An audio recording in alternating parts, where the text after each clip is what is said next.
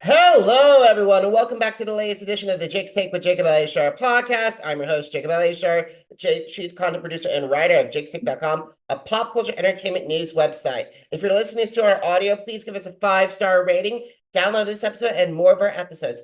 I'm very honored and privileged to welcome this recording artist today. He is a saxophonist, songwriter, and producer. He's a 4-time Grammy nominee, 3-time NAACP Image Award nominee, and a Soul Train Award winner. He's also the very first artist to have 20 number 1 singles on the Billboard Smooth Jazz chart. Please help me welcome Boney James to the podcast. Hi there. Hey.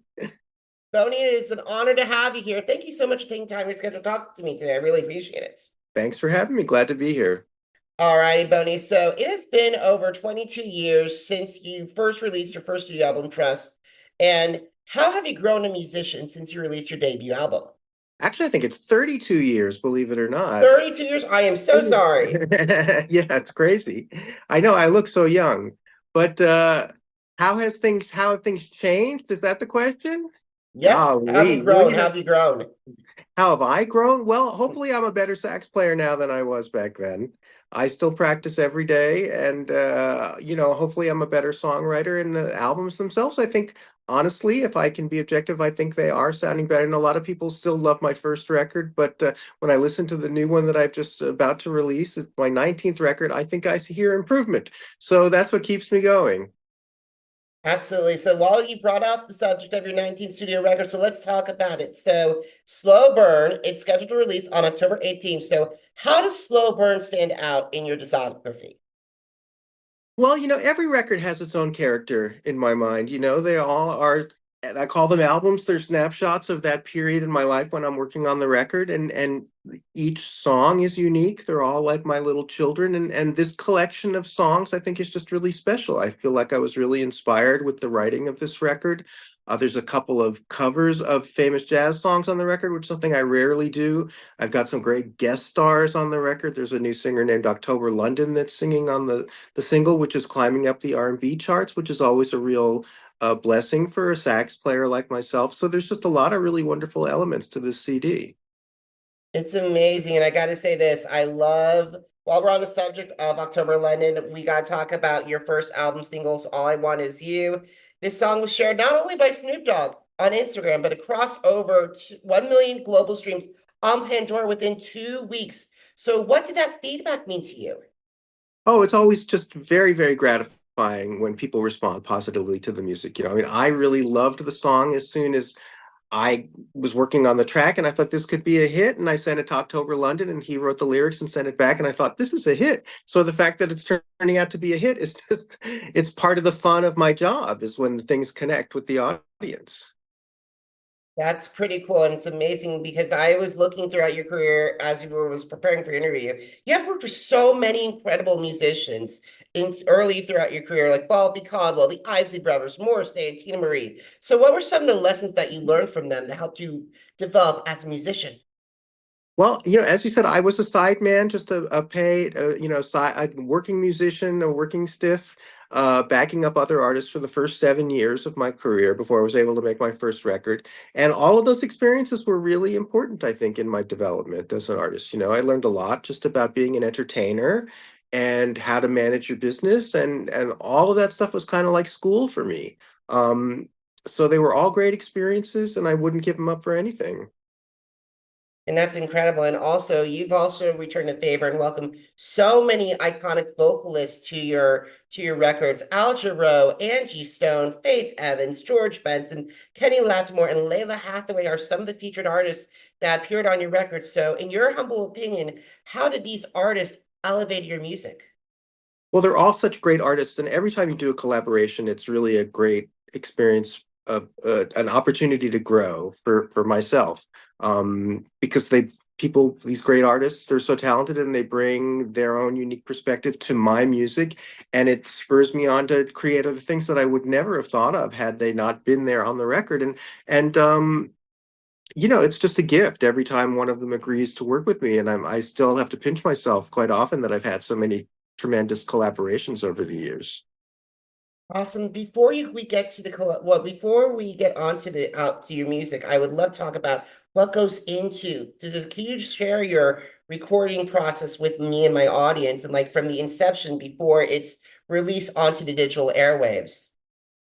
Well, every song is born sort of differently. I have a little memo recorder, the old school voice memo recorder that I often just sing little snaps of ideas that pop into my head out of nowhere. Who knows where they come from?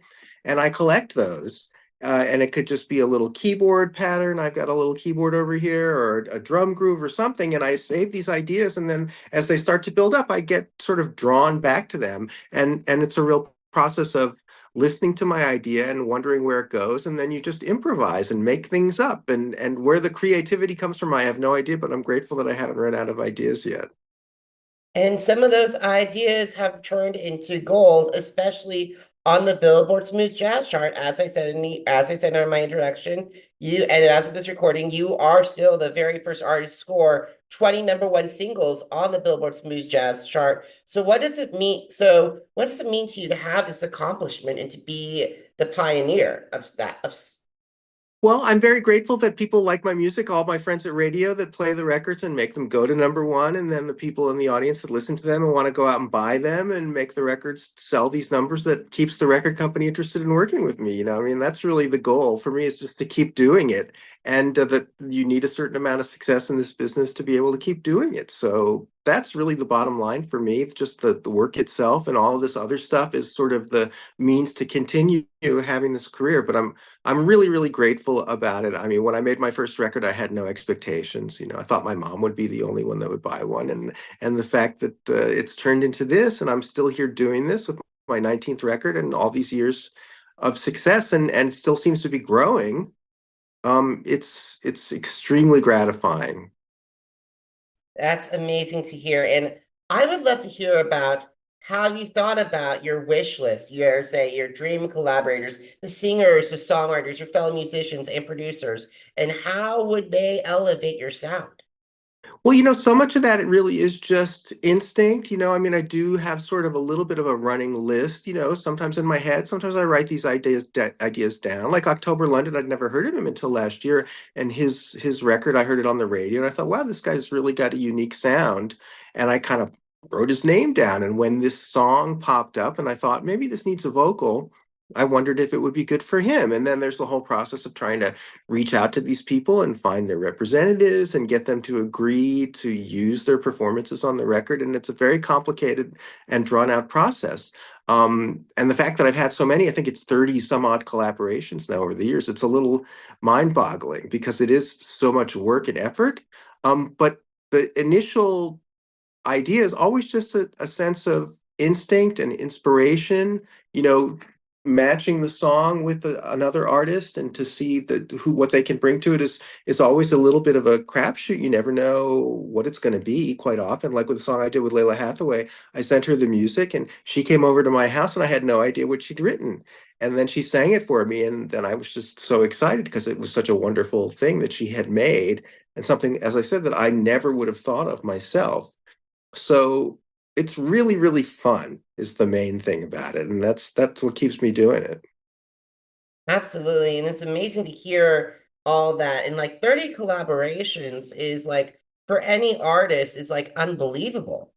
It is. It's unbelievable. They really just add up, and I sort of keep my head down and just keep working. But then every now and then you look up. I mean, the label put out this compilation playlist last year of best of Boney duets, and fans can go listen to that on Apple Music or Spotify or anywhere.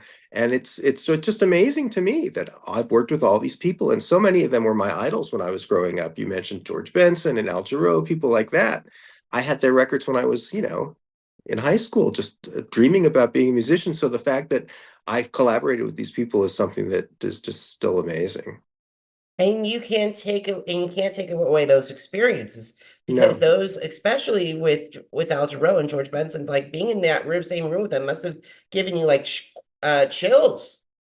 Yeah, it's really amazing. It's just amazing. And then, here I am sort of giving Al Jarreau vocal ideas. I'm telling Al Jarreau what to sing. It's hysterical. But that's the thing about collaboration, and he welcomed my ideas and used them, and I ended up actually producing two tracks for one of his records right before he died. So it's been a real gift. That must have been an amazing moment to produce two songs for one of the greatest vocalists of all time. Yeah, yeah, amazing.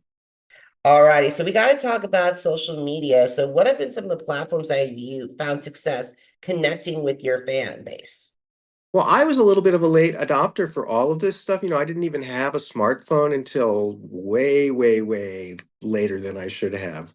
And so I was a little late to the party, but it's turned into something that's really fun to stay connected with your fans. And I've done a lot of Facebook Lives, and I've done, I'm on Instagram and TikTok and everywhere you can find anybody. I'm there now and trying to participate to the best of my ability.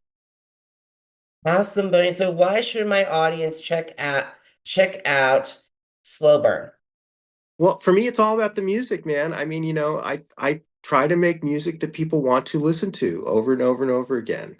And I think there's a lot of people out there that have a similar taste to me.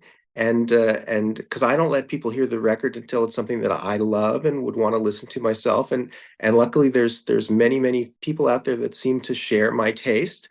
But the music is there's some vocals, there's a lot of instrumental stuff, there's some jazz, R&B. It's an interesting mix of sounds. And it's just fun to listen to. It keeps you involved. Each album is a whole story from beginning to end. It's not just a collection of songs. I cannot wait to listen to that story and see how it unfolds. So, Boney, last question. Are you ready?